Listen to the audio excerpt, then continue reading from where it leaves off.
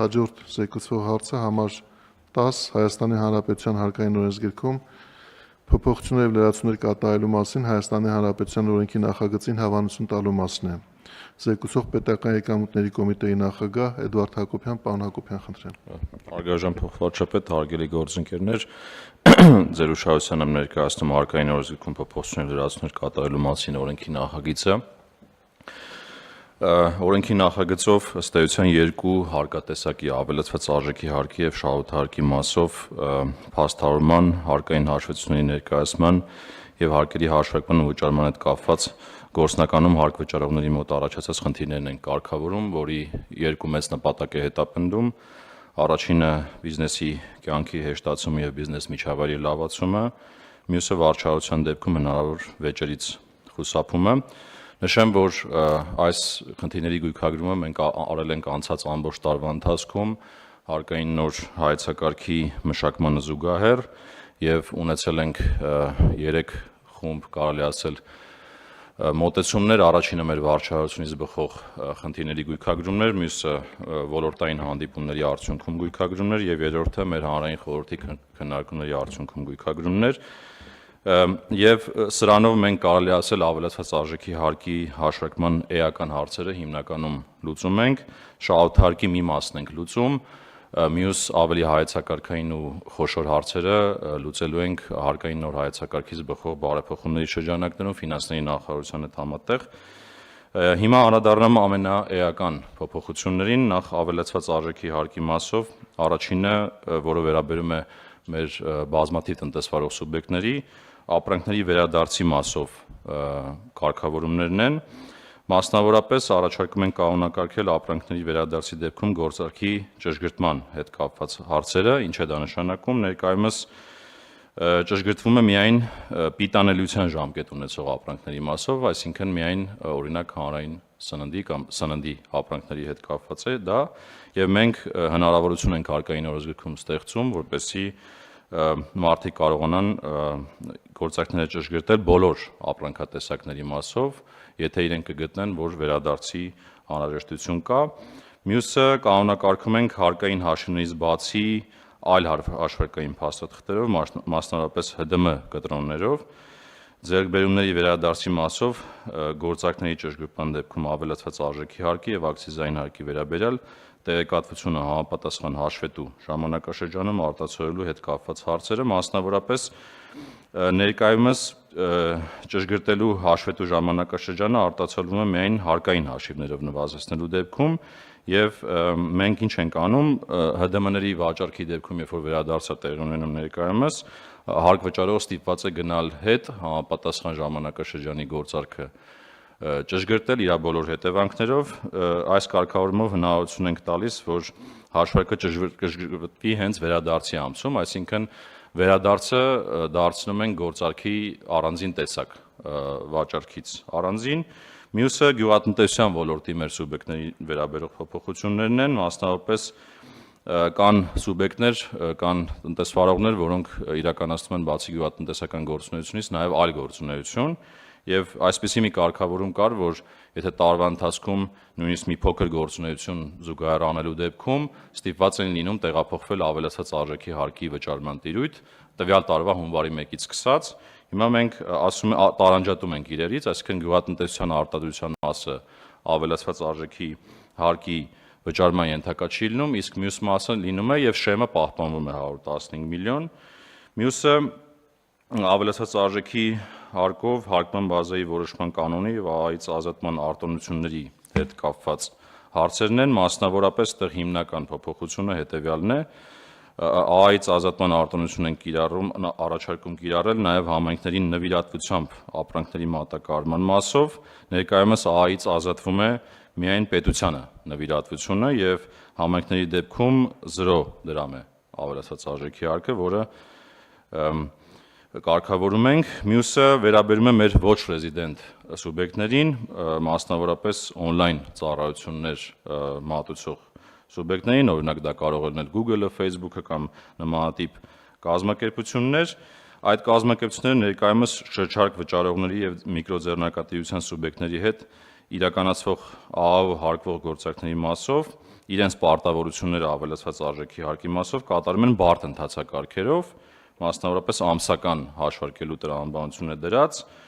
բացի դա ֆիզիկական անձանց դեպքում այլ կարգավորում է էլեկտրոնային ծառայությունների մասով ֆիզիկական անձանց պարզեցված ընթացակարգ է գործում երամսյակային տրամաբանությամբ մեր EVAT կամ էլեկտրոնային ավելացված արժեքի հարկի համակարգով եւ մենք առաջարկում ենք միասնականացնել այս բոլոր կարգավորումները եւ երամսյակային տրամադրությամբ էլեկտրոնային հարթակով հնարավորություն տալ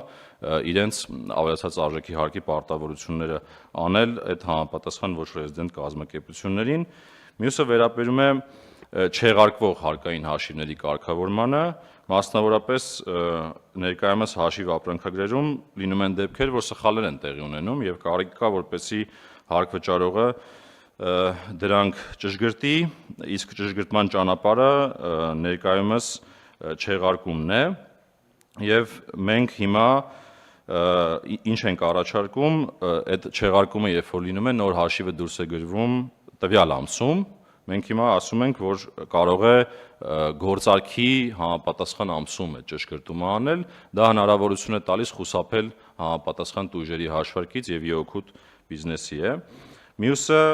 ԵԱՏՄ ապրանքներով ներմուծումների մասին է խոսք գնում։ Մի իրավիճակ է ստեղծվել պատմության ընթացքում, որ ենթակցիզային ապրանք դրոշմարման ենթակա ենթակցիզային ապրանքների համար ակցիզային հարկի գումարները մինչև սահմանը հատելն են ներկայումս վճարվում կամ սահմանին, մենք հիմա ասում ենք, որ ընդհանուր կարգով ցանկացած սուբյեկտ նման ապրանք ներմուծող կարող է հանգիստ անցնել սահմանը, գալ իր գործունեությունը ծավալել եւ հաջորդ ամսվա մինչև 20-ը իր հարկային հաշվետվությունը ներկայացնել, համապատասխան հարկերը վճարել։ Եվ շահութարկի մասով մի քանի կարևոր դրույթ թույլ տվեք անդրադառնամ, մասնավորապես մեկը վերանայվում են արտաժույթով արտահայտված գործարքների հաշվառման մասով կարգավորումները, ինչպես նաև սահմանում են կարգավորումները արտաժույթով արտահայտված որոշ գործարքների հաշվառման մասով, մասնավորապես սահմանում են մատակարարումների եւ ձեռքբերումների արտաժույթով արտահայտված գործարքների դեպքում հարկման բազաների, եկամուտների եւ ձեռքբերման արժեքների որոշման համար հիմք է ընդունվում փաստացի գործարքի կատարման նորմա Հայաստանի Հանրապետության Կենտրոնական բանկի հրապարակված միջին փոխարժեքը։ Մյուս կարգավորումը վերաբերում է արևային էներգետիկայի ոլորտին, մասնավորապես ինքնավար էներգաարտադրողներին, խոսքը մինչև 150 կՎտ էներգիա արտադրելու հնարավորություն ունեցող ենթակառուցվածքների մասին է եւ ներկայումս ինչ է տեղի ունենում, նախ այն էներգիայի ավելցուկի մասով շահութարկ չի վճարվում, բայց մեր տարբեր սուբյեկտներին հնարավորություն չի տրվում, որպեսզի իրենք այդ ծախսերը նվազեցնեն շահութարկի հաշվարկներով եւ մենք այդ հնարավորությունը ընձեռում ենք, ինչը խթանելու է արևային էներգիայի տարածումը Հայաստանի Հանրապետությունում եւ վերջինը վերաբերում է հանրային սննդի կարևոր ոլորտներից մեկի կաթնամթերքի ոլորտին ներկայումս համախառն եկամտի մինչև 1%-ի չափով ենք թույլ տալի հարկային օրենսգրքով շահութարկի մասով ծախսեր ճանաչել, խոսքը հատկապես կորուստների մասին է, որովհետև գիտենք, որ կաթնամթերքի ոլորտում կորուստներ կան եւ այստեղ երկու անգամ մեծացնում ենք այդ տոկոսը, դարձնելով 2%-ի սահմանաչափով, այսինքն մինչև 2%-ի համախառն եկամտի 2%-ը կարող է ծախսագրել համապատասխան սուբյեկտը։ Սա հիմնական կարգավորումներն են, նշում նաեւ, որ սրանց բոլորի մասով եւ թվային հարթակներ ունենք եւ թվային առաջիկա նախաձեռնություններ ունենք եւ պատրաստ եմ պատասխանել բոլոր հարցերին։ Շնորհակալություն։ Շնորհակալություն, պարոն Հակոբյան։ Իհարկե դուք պարզաբանեցիք, որ բոլոր փոփոխությունները հարկվճարողների համար հարկային հաշվառումը ավելի պարզեցնելու եւ հնարավոր սխալներից խուսափելու նպատակ ունեն։ Այս տեսանկյունից կարևոր է, որ մենք պարզաբանենք նաեւ, թե որ չափով ենք պետական եկամուտների կողմից կառավարվող հարթակները զարգացնում այն ուղղությամբ, որ բոլոր այս փոփոխությունները ինքնաշխատ եղանակով արտացոլվեն նաև հարկվճարողների հարկային հաշվետվություններում։ Որովհետև դուք բազմաթիվ օրինակներ եք բերում, թե գործարքը որ հաշվետու ժամանակաշրջանում պետք է արտացոլվի, հարկը որ ժամանակահատվածում պետք է ավելանա կամ պակասի, եւ եթե այս ամենը փոխկապված լինեն, դուք պետական եկամուտների կոմիտեում նաև վերջին տարիների ընթացքում շարունակում եք զարգացնել նախալրացումը հարկատեսակներին վերաբերող հաշվարկների որպես այնպիսի թվային գործիք, որ պարզեցնում է հարկվճարողների աշխատանքը։ Եթե այդ երկու հարցերը փոխկապակցված դիտարկենք, ապա եթե մենք զուգահեռ ենք տանում նաև այդ նախալրացման եւ հարկային հաշվարկները ինքնաշխատ եղանակով գեներացնելու process-ը, դա էապես կրճատում է հարկվճարողի անելիքը։ Հարցը այն է, թե մենք այս երկու օրենսդրական նախաձեռնություններով, որովհետեւ մեկը հաստատեցինք չզեկուցող ընթացակարգով, մյուսը զեկուցող հարցն է, մի շարք կարևոր հարցերի ենք անդրադառնում։ Դուք նախատեսում եք նաև օրենքներն ուժի մեջ մտնելուց հետո այնպիսի կարգավորումներ տալ, որ դրանք ոչ թե մարդու ձեռքով կատարվեն այդ ճշգրտումները, այլ դրանք բոլորը համապատասխան հարթակներում այնպիսի փոխգործելիություն ունենան տարբեր թվային հարթակների, որ հաշվարկը լրացվի ինքնաբերաբար։ Շնորհակալություն հարցի համար, պարոն վարչապետ, նախ նշեմ, որ այս փոփոխությունները, որոնք հնչեցեցի, վերջի 3-ը վերաբերում էին այն չզեկուցվող փաթեթին, շահութարկի մասներ, իհարկե էլի դրույթներ ունենք, սրանք հիմնականներն էին։ Բոլոր փոփոխությունների մեծ մասի համար մենք արդեն ունենք թվային հարթակները պատրաստ, այսինքն այս փոփոխությունները ավտոմատ հնարավոր կլինի մեր գործող թվային հարթակներում անել։ Կարելի ասել տենց մոտ 5%-ի 95%-ը ունենք։ Մի 5%-ը կարիք կա տեխնիկական փոփոխություններ անել համակարգում, որը շատ արագ կարճ ժամանակահատվածում դա կիրագործենք, բայց ամենակարևոր հարցը թերևս այդ նախալրացման դրա անվանությունն է։ 2025 թվականին մեր կարևոր բարեփոխումներից մեկը եղել է հենց դա, երբ որ կառավարությունում էլ քննարկեցինք եւ պայմանավորվեցինք, որ պետք է նախալրացման մեծ տեմպ հաղորդենք եւ ավելացված արժեքի հարկի մասով հիմա գործունեության բոլոր տեսակների համար հիմնականում առնվազն 95%-ը նախալրացվում է, պարոն Խաչատրյան, եւ այս փոփոխություններն էլ իրենց հերթին հնարավորություն կտան այդ տոկոսը էլի բարձրացնել եւ մեր խնդիրն լինելու ժամանակի ընթացքում ընդհանուր հասնել մինչեւ 100% նախալրացման։ Այսինքն այդ բարեփոխումը զուգահեռ գնացող բարեփոխում է, սա էլ կնպաստի այդ բարեփոխման ավելի տեմպ հաղորդելուն։ Ես խնդրում եմ, որ դուք հատուկ ուշադրություն դարձնեք այդ հարցին, որովհետև իհարկե մենք ձեզ այդ աշխատանքային քննարկումների ձևաչափով կարևորում ենք թվայնացման օրակարգում են անելիքները, որոնք վերաբերում են հատկապես բիզնեսի կողմից իրենց հաշվետվությունները թվային հարթակներում արտացոլելու հարցը եւ պարզեցնելու հարցը հարաբերությունների, բայց այդ 95%-ը պետք է ձգտի 100%-ի։ Եվ ոչ թե ժամանակի ընթացքում, այլ մենք պետք է ունենանք այնպիսի վերջնաժամկետ, գոնե մեր պլանավորման հորիզոնում, որ մի պահ կանգ առնենք, ասենք, որ հիմա ամբողջ հարկային հաշվետվությունը ինքնաշխատ եղանակով, ինքնալրացման եղանակով միջավայրում է ձևավորվում կամ եղանակով է ձևավորվում, եւ եթե 1% կա, որ մարդը պետքա ձեռքով աներ, ինչ որ մի պահի պետք է կարողանանք ասել, որ եթե այդ 1%-ում ինչ որ սխալ է տեղի ունեցել, դա չի դիտարկվելու որպես սխալ։ Այսինքն այդ եղանակով մենք միայն կարողանանք հասնել 100% ինքնաշխատ եղանակով կամ թվային հարթակների փոխգործելիության եղանակով հաշվետվողականությանը, որովհետև հարկային հաշվառման ամենակարևոր հարցերից մեկը նա է, թե որքան պարզ ենք մենք սահմանում կարգավորումները կամ որքան քիչ ժամանակ է հարկվճարողը ծախսում իր հաշվետվությունները կազմելու վրա եւ քիչ թվով անորոշություններ են մնում։ Եթե մենք որոշակիացնում ենք կանոնները, սահմանում ենք հստակ պահանջներ, հիմա դուք դա եք անում ըստ էության, եւ ինտեգրում ենք թվային միջավայրում, էլ անելիք չի մնում հարկվճարողի համար։ Մնում է միայն վերջում հաստատել, որ ինչ որ ինքնաշխատ եղանակով նախալրացված եղել է, դա իր կողմից հասկացվել եւ հաստատվել է։ Ես առաջարկում եմ սա դիտարկել որպես անելիք հատկապես այս փաթեթների առնչությամբ, բայց նաեւ մտածել, թե մենք երբ է այն ամսաթիվը, որ պետք է ասենք, որ այլևս բոլոր հաշվետվությունները եւ հաշվարկները լրացվում են ինքնաշխատ, եւ եթե ինչ որ մի բան հնարավոր չի եղել ավտոմատացնել թվային միջավայրում, ապա դա սխալ չի համարվում, եթե նույնիսկ սխալով է տեղի ունեցել։ Խնդրեմ։ Արձագանքեմ, պարոն Խաչատրյան, կիսում ենք այդ մոտեցումները, հենց թիրախը դա է։ Պարզապես մի կարևոր հանգամանք էլ ավելացնեմ այս մեր թեմային, եթե նկատեցիք որոշ կարևոր դրույթներ, դրանք հարկային հաշվառումը հաշվապահական հաշվառմանը մոտեցնելու նպատակ էին հետապնդում, դա հատկապես մասնագետների համար ավելի ակնառու լինելու համար, եւ այսինքն երկու քայլով պարզեցնել, թվայնացնել եւ մոտեցնել հաշվապահական հաշվառմանը, դա հնարավորություն կտա հասնել ձեր ասած այդ 1%-անոց սխալին, որն էլ իրականության մեջ ըստ էության սխալ չի։ Շնորհակալություն, պարոն Հակոբյան։ Այլ հարցեր, պարոն Հովհաննիսյան։ Շնորհակալություն, պարոն Խաչատրյան, ես ուզում եմ ասեմ, որ մենք քննարկում ենք իհարկե նաև դրա մասին հայտարարել ենք, որ հարկային օրենսգրքի կամ հարկային քաղաքականության փոփոխությունները ավելի հազվադեպ պետք է իրականացնենք այսուհետև կամ մի ամբողջական փաթեթով պետք է իրականացնենք եւ որպիսի հարց չառաջանա թե ինչի ենք հիմա այս հարցը քննարկում, չէ որ հոսել ենք նրա մասին, որ պետք է այդ ցիկլերը համահարթեցնենք, ուզում ասեմ, որ հիմա մենք այդ ընթացակարգերի ձևակերպման աշխատանքներով ենք զբաղված եւ առաջիկայում նաեւ դրա հայեցակարգը կներկայացնենք եւ ինձ թվում է արդեն 27 թվականի բյուջետային գործընթացի մեկնարկի ժամանակ այդ խնդիրները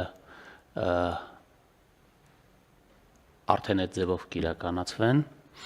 միևնույն ժամանակ ուզում ասեմ, որ այս փոփոխությունները իրենք միտված են մեր հարկվճարողների անպատասխանության ծախսերի կամ անգլերեն ասած compliance cost-ը նվազեցնելուն եւ կարծում եմ, որ այդ դեպքերում մենք պետք է այլ ընթացակարգեր նաեւ ունենանք, որ միանշանակ բարձրացնում է մեր կյանքը ցիկլից դուրս ինչ որ գործողություններ իրականացնելուն եւ սա լիարժեք համահունչ է այն հայեցակարգին եւ այն քաղաքականություններին, որը մենք իրականացնում ենք, բայց այստեղ մի հարց կա, որ ուզում եմ պարոն Հակոբյանին նաեւ տալ, որտեվ իհարկե քննարկել ենք եւ համաձայն ենք այս փոփոխություններին, բայց արդյոք ունենք գնահատական, թե այս փոփոխությունների իրականացումը ինչպիսի ազդեցություն է ունենալու մեր եկամուտների վրա, որովհետև այնտեղ որոշ փոփոխություններ կան, իհարկե գիտենք, որ տնտեսվարողների համար կյանքը էապես հեշտանալու է, բայց արդյոք որտեղ այնտեղ շահութարկի հաշվարկի հետ կապված որոշակի վնասների չափն ենք մեծացնում եւ այլն, ունենք գնահատական, թե դա ինչպես է ազդելու մեր եկամուտների հավաքագրելիության վրա։ Պարոն Հակոբյան։ Շնորհակալություն հարցի համար, իրականում նախ առաջի մասին անդրադառնամ, պարոն նախարար, այդ մենք հենց այս հարցն ենք փաթեթային տրամաբանությամբ մոտեցել, օրինակ տենց տարբեր ժամանակաշրջաններում հավաքված խնդիրներ էին իրանք ու կարիք կար նույնիսկ ինչ-որ մի պահի դրանք լուծելու, բայց հենց այդ քաղաքականության ընդհանուր ուղղությունից ելնելով մենք ոնց որ փաթեթավորեցինք իրան մի փաթեթի ներքո, ասենք վարչարության խնդիրները միանգամից մի փաթեթով մի տարվա մեջ փորձենք լուծել, այսինքն այդ սկզբունքին մոտենում ենք նաև այս տեսանկյունից եւ հետագայում կողմենք, որ եւ վարչարության եւ ընդհանրապես քաղաքականության փաթեթը պետք է միասնական մի փաթեթով գնա ազգային ժողով քննարկման։ Ինչ վերաբերում է ազդեցության մասով այս պահին թվային գնահատական կդժվարանամ հստակ հնչեցնել, բայց փոփոխությունները հիմնականում, եթե այտենց իրար գումարային տրամաբանությամբ նայենք, իրանք էական ազդեցություն չեն ունենալու եկամուտների վրա, այսինքն չեզոքին մոտ են ավելի շատ լինելու եւ այդ տեսանկյունից կարծում ֆիսկալ տեսանկյունից անհանգստանալու կարիք չկա եւ ավելի շատ սա ձեր ասած տրամաբանության մեջ է տնտեսություն խթանել եւ վարչարության ծախսերը նվազեցնել եւ ուզում առիթը օգտագործել նաեւ այդ վարչարության ծախսերի մասին խոսեմ, որովհետեւ 25 թվականին մեզ հաջողվել է հասնել շատ հետաքրքիր ցուցանիշի, մեկից ներքև ենք իջել, ինչ է դա նշանակում, որ 100 միավոր հարկ հավաքելու համար քանի դրամ ծախս է արվում վարչարության վրա, եթե նախկինում 1-ից բարձր, մենք հիմա 0.8-ից 0.9 դրամի տիրույթ ենք տեղափոխվել, այսինքն այդ վարչարության ծախսերի նվազեցումը եւ օպտիմալացումը շարունակական բնույթ է կրում եւ կշարունակի նաեւ առաջիկա տարիներին։ Շնորհակալություն, պարոն Հակոբյան, ես մի պարզաբանում եմ ուզում ավելացնել նրան, ինչ որ պարոն Հակոբյանն նշեց, պարոն Հովհաննիսյան, մեկ օրինակով եթե քննարկելու լինենք, այդ փաթեթում կա մի կետ, որը վերաբերում է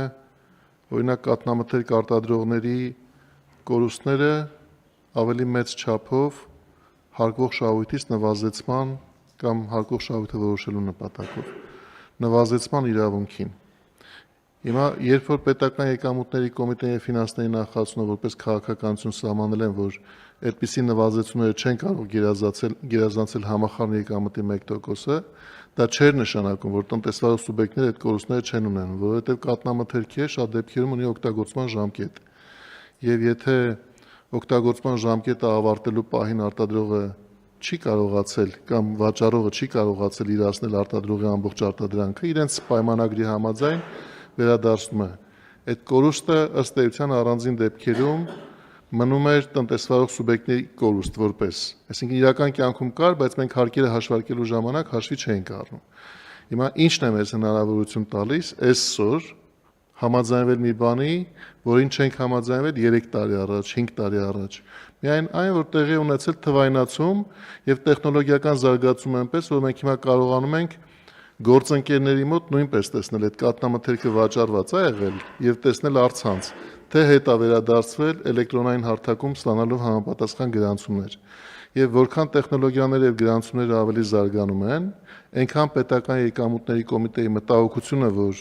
այդպիսի իրավունքը կարող է չարաշահվել, ավելի է պակասում եւ իրականությունը վերադարձվում է մեր հարկային հաշվառման դաշտ։ Այսինքն, այստեղ կորստի մասին չենք խոսում, ավելի շատ խոսում ենք նրա մասին, որ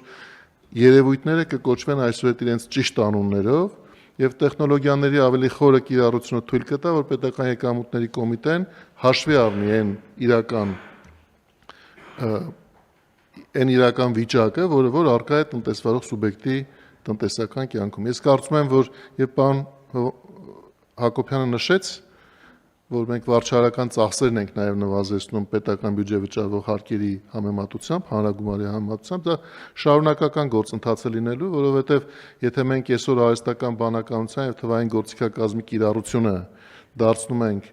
ավելի կետային, այսինքն ստանում ենք կոնկրետ հարցերի պատասխաններ այն հատվածներում, որտեղ մարդու աշխատանքը երկար ժամանակ կպահանջի այդ հարցի ճիշտ պատասխան ունենալու համար, դա նշանակում է, որ մենք այդտեղ այլ մարդկանց օրեր ծախսելու կարիք չենք ունենալու, ինչը նշանակում է, որ ավելի քիչ հանրագումարով ծախս է առաջանալու։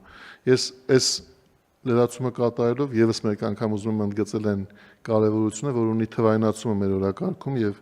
ժամանակակից գործիքակազմի, այդ թվում արհեստական բանականության կիրառությունը եւ քանի որ պետական եկամուտների կոմիտեն պետական կառավարման համակարգում առհասարակ ամենաթվայնացված համակարգերից մեկը կարելի է համարել, որը կատարվել է հաշվի առնելով բիզնեսի կյանքը պարզեցնելու կարևորությունը, ուզում եմ վստահ լինել, որ մենք այս ուղղությամբ շարունակելու ենք ուշադիր լինել եւ ջանքեր գործադրել։ Լրացնելու բանն եք, պարոն Հակոբյան։ Փոքր բան ուղղակի հետաքրքիր ստացվեց ձեր վերած օրինակը, պարոն փոխվարչապետ, կատնամթերքի ոլորտից խոսեցիք ու արհեստական բանականությունից նշեմ, որ անցած տարի նոր գործիքներ ենք ներդրել արհեստական բանականության ու ինքը արդեն ընդ որում հետաքրքիր է նա հենց կատնամթերքի ոլորտն ենք նաև պիլոտային նախագծումներ առել ու այս սրան զուգահեռ նաև հենց կայացնելու ենք այդ ոլորտի ստուգումները արհեստական բանականության գործիքակազմով եւ առաջիկայում նոր սերվերներ ենք ձեռք բերելու դրա հիման վրա տարածենք կարելի ասել բոլոր ոլորտների վրա ու այդտեղ էլ վարչարական ծախսերը էապես կնվազեն ձեր ասած տրամաբանությամբ։ Այլ հարցեր չկան, այլ հարցեր եւ դիտարկումներ, հարցը դրվում է քվեարկության, ովքեր են դեմ նախագծի հաստատմանը։ Դեմ չկա, նախագիծը հաստատված է։